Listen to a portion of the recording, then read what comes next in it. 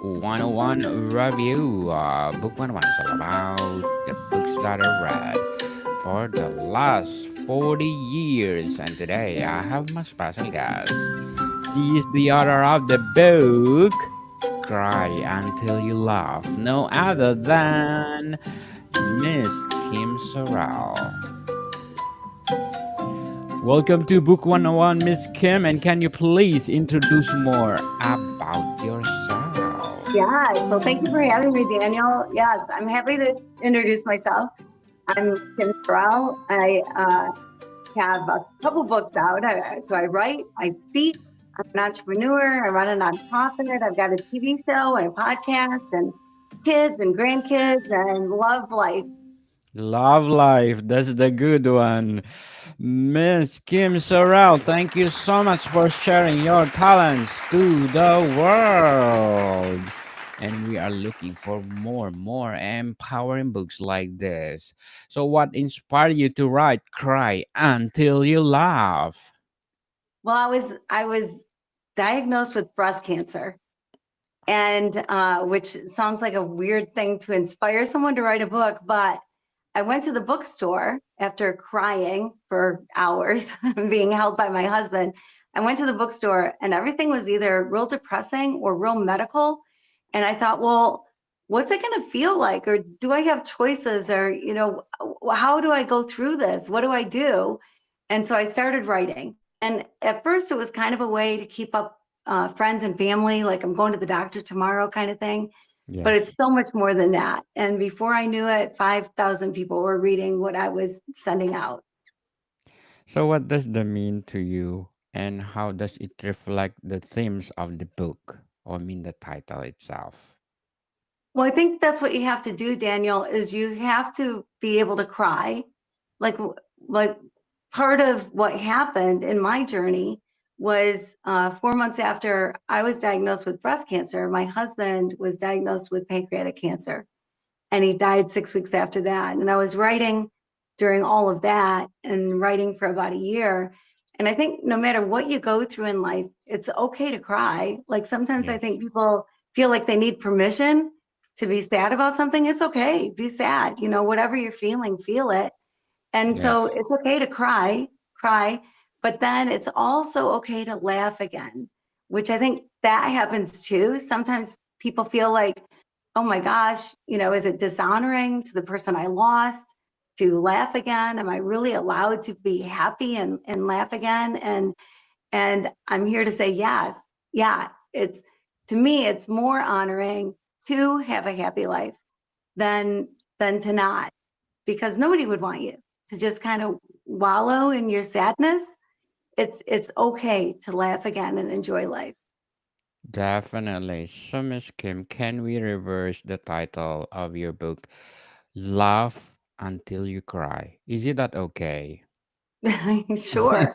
Yeah. Yeah, absolutely. Laugh until you cry. Yes, we're looking for the follow up for this book. Probably you can change it, Laugh Until You Cry.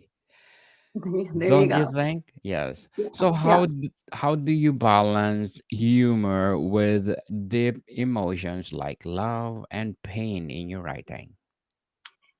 I think for me, it's just natural. Humor is just a part of my life. I think humor, they say laughter is the best medicine.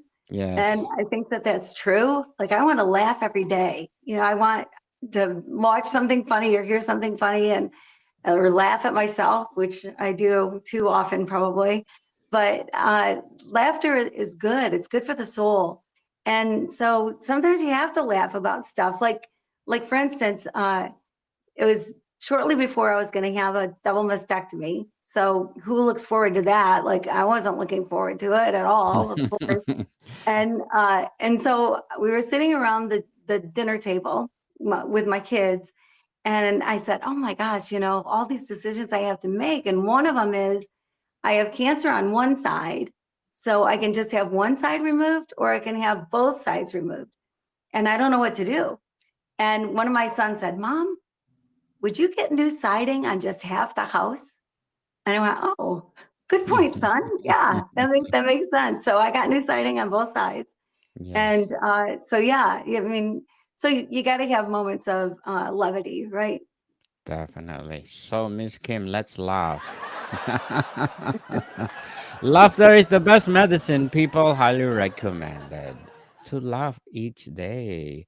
So, what is the most challenging part of sharing your personal experiences in this book? Well, I think the most challenging part was bearing my soul. Like I did not hold back. Whatever I felt, whatever I was going through, I wrote. And so I just it is all out there for the world to see. And so I've dated a little since my husband passed away. It's been it'll be 16 years since my husband passed away. I was 47 years old and had this new life, and I didn't know what to do. And man, I sure didn't know how to date. And I was crappy at it, by the way. I don't date anymore because I was so bad at it. But I would say if you want to know who I am, just read the book because you will learn way more about me reading the book than you probably would ever want to know. Maybe that's why I was so bad at dating. I'm not sure, but anyway, it's so I guess that is the thing is that it's me for the world to see. Certainly. So, how has the writing this book changed your perspective on life's ups and downs? Well, it's made me realize how incredibly wonderful it is to write for therapy. Like it was so therapeutic for me to be able to write and write my feelings and write what was going on. And then Yes. it's been extremely healing to me also as I've been getting feedback from people. And I get emails all the time, even though the book's been out for a while. I still get emails, people finding the book, people that have lost somebody, people that are going through cancer, any kind of cancer, people going through a hard time, whatever it happens to be, that they feel like their lives are changed after reading the book and their perspectives have changed. And that's so incredibly wonderful to hear from people. I love it. Incredibly amazing because of journaling process, it making your life happier. So what are some of the most meaningful lessons about love that you explore in the book? Well, one thing is my relationship with my husband. I mean, we had a great relationship. He was a wonderful, wonderful man. And besides the first 2 years of our marriage, where I was kind of a brat, I think, like I was almost like testing out a new babysitter. Yes. How far can I push him and him still love me, right? Yeah. And so I know the first 2 years I made difficult, but when I determined to have a great marriage, our marriage was great. And I adored the man. Like we adored each other and had so much fun together. And so when he got a diagnosis of pancreatic cancer, uh, and there's nothing they can do about it really. He was so far advanced, which is very common with pancreatic cancer that you don't know you have it until it is throughout your body, Severe. that it's too far gone. And so when we walked out of the doctor's office, when we got his diagnosis, he'd been having stomach pains since shortly after I was diagnosed, and they kept telling him to take Rolaids or Tums or something that he just was nervous for me. And Yes. when we finally got a doctor to run a test and take a look, and then found out that he had pancreatic cancer, uh, when we left the office, we were like, oh man, how do we deal with this? Right? Like I knew I was going to survive. Like advancements have happened, lots of money going into breast cancer research. I knew I was going to survive, but we knew he was not. And so our prayer was, please no pain, because it's supposed to be the most painful cancer. So we had hospice come in and they were great. And I'll tell you, he was never in pain. He was never in pain. It was wonderful. We had this incredible 6 weeks together watching Cash Cab and playing Jim Rummy or, whatever. We just had this great 6 weeks together. And then one morning he woke up in pain and he was in so much pain. I called the hospice nurse. She was there in a flash. administering morphine, trying to help him out, get him out of his pain. And he was sitting on the edge of the bed. I was holding him from behind because I didn't want him to fall off the bed. And she was in our room on the phone. She's calling for a hospital bed. We didn't have any equipment. We thought he'd live a year or more. We didn't know. You don't know at that point.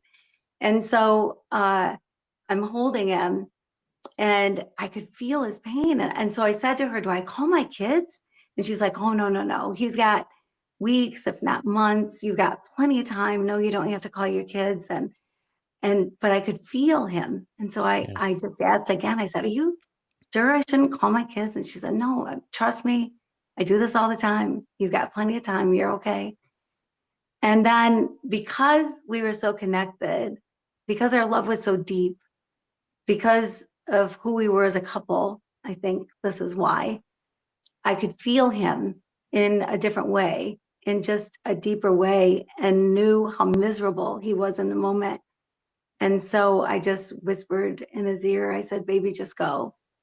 And he took his last breath, and that was it. And he was gone. And the thing it taught me about love is that sometimes we want to hang on. We want Yes. to hang on. Like, I would do anything if this wouldn't have happened and he could be here with me. Like, I would love that, but I don't have that choice. And so often you see people linger for weeks, right? In a hospital bed and are miserable, and they're hanging on because you want them to hang on.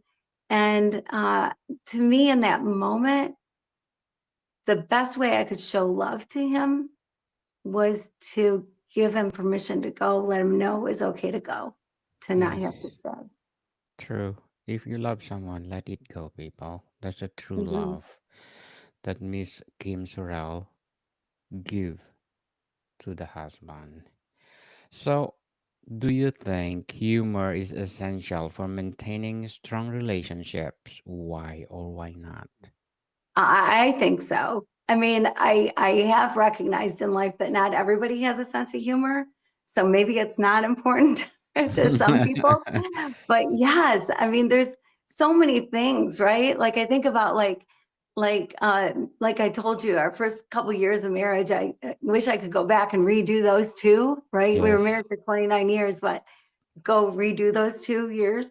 But I remember like you're so excited to walk down the aisle, right? You're so excited. You can't wait to spend the rest of your life with this person that you love so deeply. And then you get home from the honeymoon and he all of a sudden his dirty underwear on the bedroom floor. And you're like, who's this Neanderthal that I married? Like, well, what is going on here? And then I realized that that's something now I would laugh about because I loved him, not everything that he did.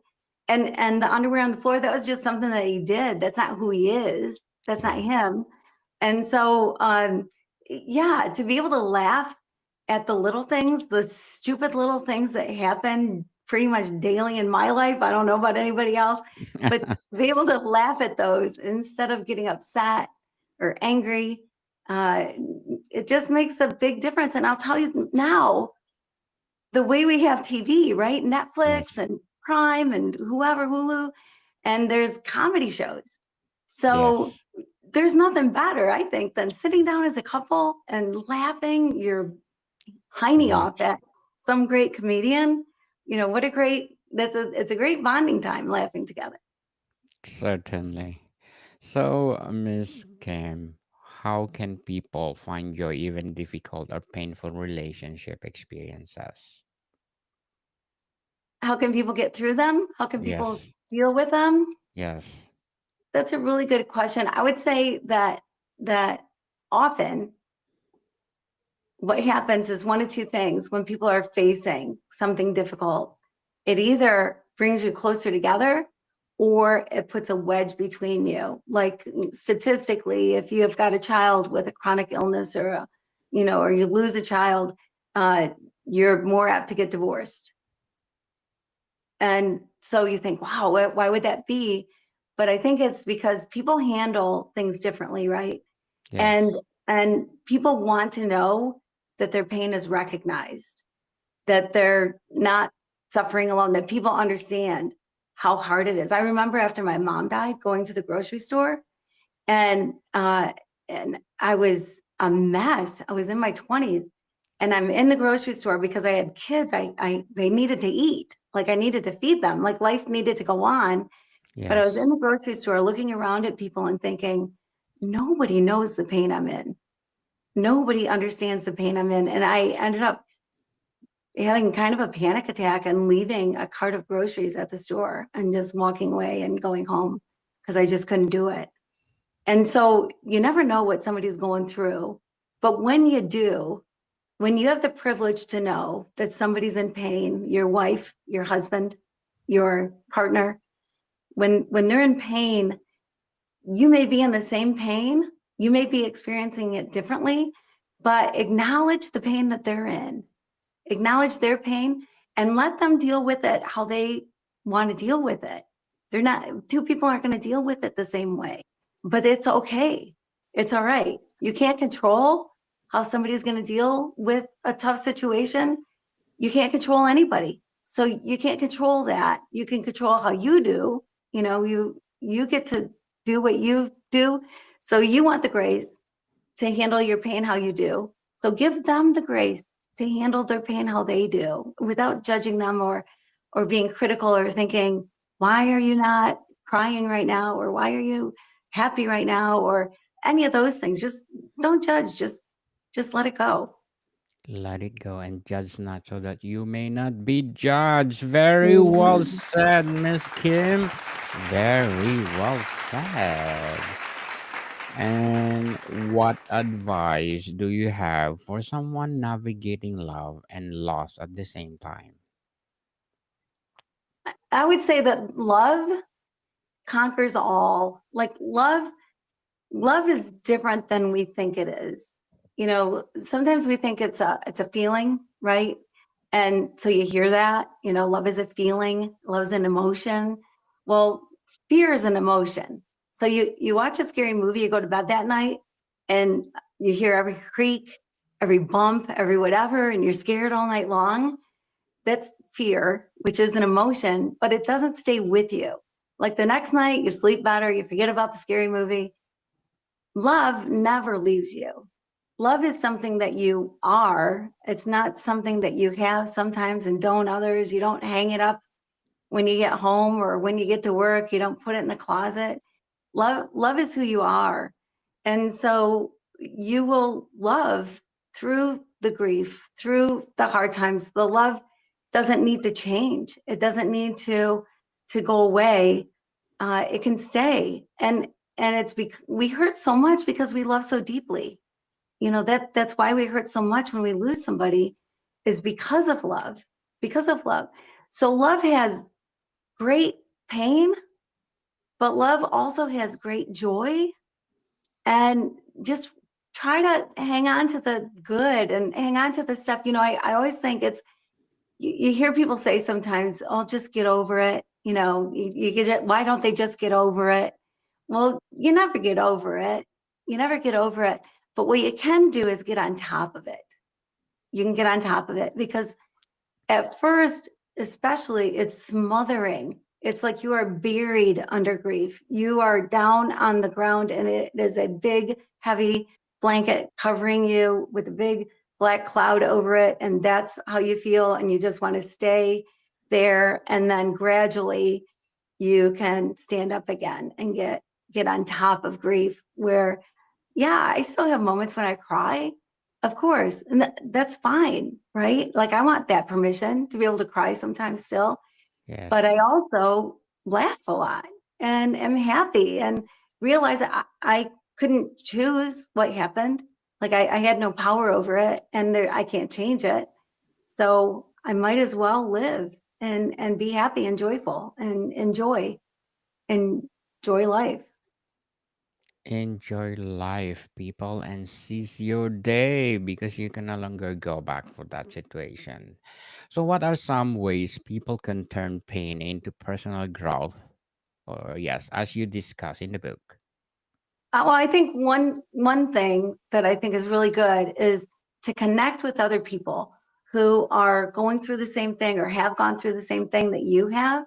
One thing that I did is I had a friend who lost her husband right around the time my husband passed away.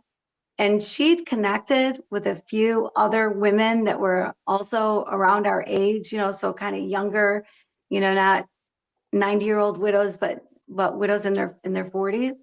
And we went to dinner once a month for a long time, and we'd laugh and tell stories, and it was great. It was very healing. So I think connecting with people who understand better what you're going through, because it's always nice to know you're not alone. You're not the only one who's gone through it, and it's nice to see people farther down the road than you, to know that there's a light at the end of the tunnel, that you won't forever be covered in this horrible cloud of grief. So I think that's a good thing. I think one thing too is that people sometimes are afraid to mention the person that you've lost, because then they'll make you sad. Well, I think the opposite is true. It is for me, and I think probably for a lot of people. I love it when somebody brings up Steve, my husband. I love it when they tell a story about him. I love it that they remember him in such a fond way. I love that. I love it. So I think most people do. We want to tell stories about the people that we lost. We want to keep their memories alive. And so don't be afraid to tell a story. Bring it up. If nobody's asking you, just say, oh my gosh, this one time, Steve, and I'll tell you, I got a lot of stories.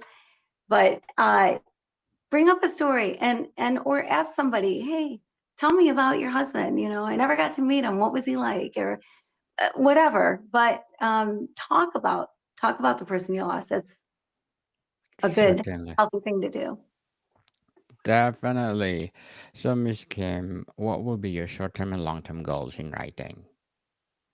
Well, my short-term goals, I've got another book that's out right now, but I am writing a book on grief right now, because I think there was somebody years ago who wrote a book and said, these are the 5 stages of grief. And so we think we have to go through these stages in this order, like this is what it's going to be. Well, that was somebody's opinion on grief. And for a lot of people, that could be true. For me, that wasn't true. And so people judged my grief. Like, why aren't you angry? Or why aren't you feeling like this? This is what you're supposed to be going through.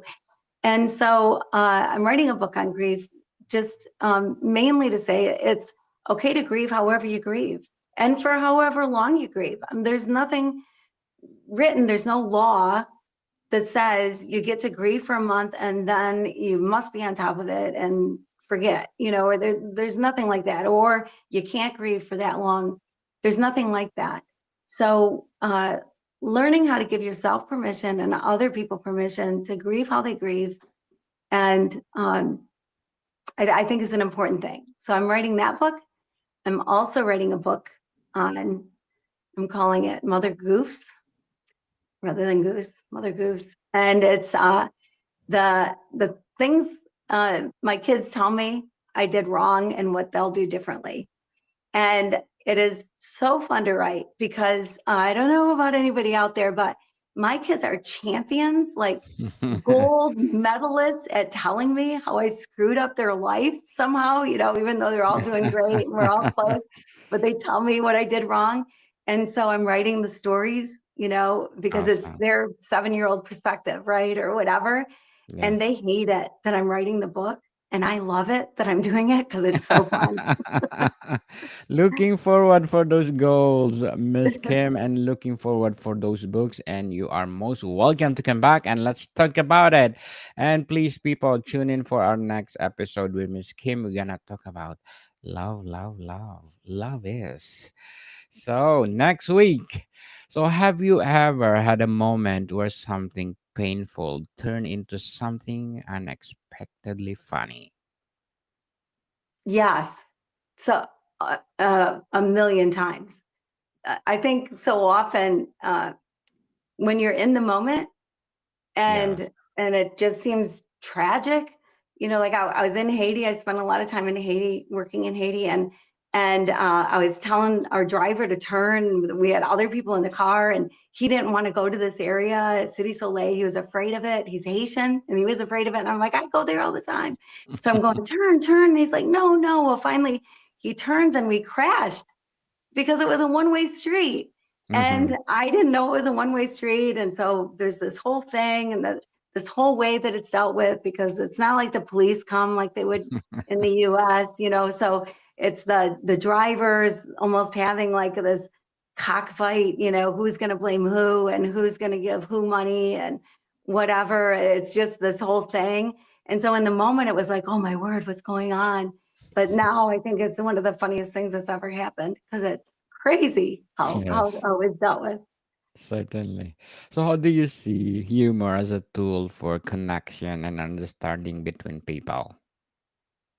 I think when you're okay to laugh at yourself, when Yes, you don't take yourself too seriously, I think people like that are way easier to be around.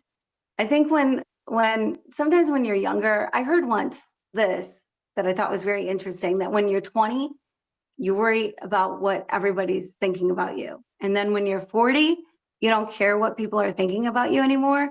And when you're definitely. 60, you realize nobody's thinking about you.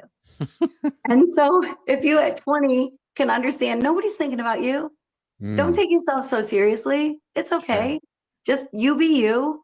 You're going to fall sometimes. You're going to put your foot in your mouth if you're anything like me. I say stupid things sometimes, and even at my age, but you got to be able to laugh at yourself. And I like to be around people that have that are able to laugh at themselves and able to laugh at things in life, and not take it so seriously. Definitely.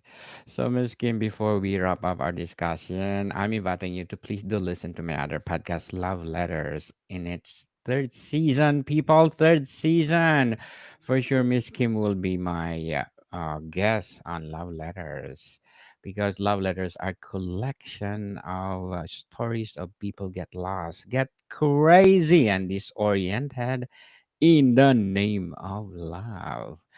So, Miss Kim, if readers take away just one lesson from Cry Until You Laugh, what do you hope it will be? Well, I hope the lesson that they take away is that you hear life is short, right? I always kind of think like days can seem like forever, especially when you got little ones, you got little kids. It can seem like forever before it's bedtime. Like you cannot wait till bedtime, like the longest day, right? Days can seem like forever, but years go by in a flash. Before you know it, they're grown. Before you know it, they're having kids of their own. And so each day is important. And the most important thing in life are people. So Definitely. don't have your face down all the time on your phone and hurting your back or whatever it's doing to you. But realize that it's the people that are in your life, the people that you share life with, are the most important thing.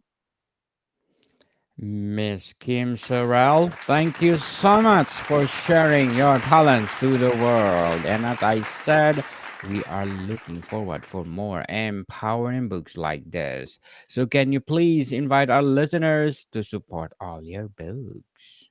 Yes, absolutely. So I am the only Kim Sorrelle in the whole world spelled my way, because my Yes. last name has way too many letters, two R's, two E's, two L's, Sorrelle. So go to my YouTube channel, Kim Sorrelle, my you can find my books and everything else on my website. It's just kimsorrelle.com, and I look forward to hearing from you. Yes, people, let's support Miss Kim Sorrelle, because if you support her, as I said, more empowering books to come, more coaching to come. So, Miss Kim, thank you for your time. Thank you so much.